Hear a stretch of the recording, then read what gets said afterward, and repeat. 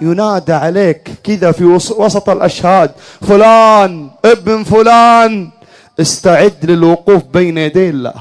الآن تقف بين يدي الله. يجيبون العاصي اللي كان مخربها في الدنيا، فيقول له الله: يا عبدي تذكر ذنب كذا يوم كذا؟ فيقول: لا ما سويت. ينكر.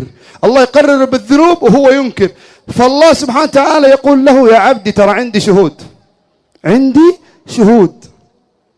فهذا طيب الله ليش يقول له عندي شهود؟ ما بإمكان الله سبحانه وتعالى يرميه في النار على طول بدون ما يسأله؟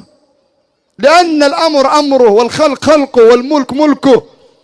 عيسى عليه السلام كان يقول عن قومه لله عز وجل: إن تعذبهم فإنهم عبادك وإن تغفر لهم فإنك أنت العزيز الحكيم.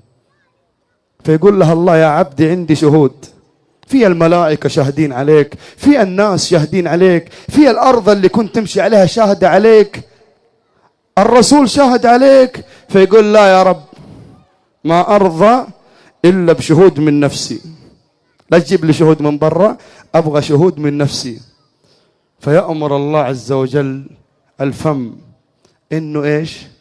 يكتم ولا يتكلم، وتبدأ تتكلم اليد، تتكلم الرجل، تتكلم العين، تتكلم الأذنين، يتكلم اللسان، كل الجلد هذا كله جلدك، جلد هذا الإنسان يبدأ يتكلم وهو قاعد يسمع، كما قال الله في القرآن الكريم: اليوم نختم على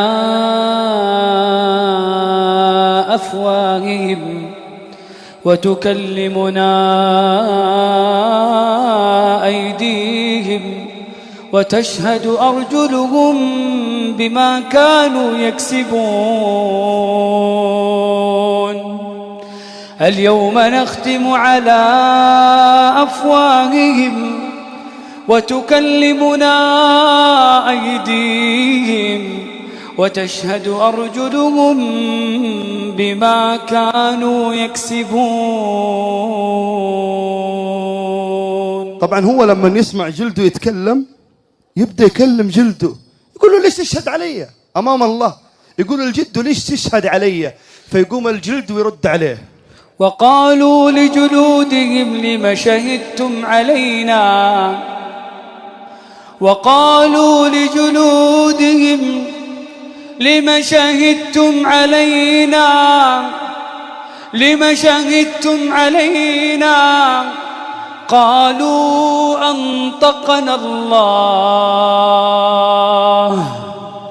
قالوا أنطقنا الله الذي أنطق كل شيء.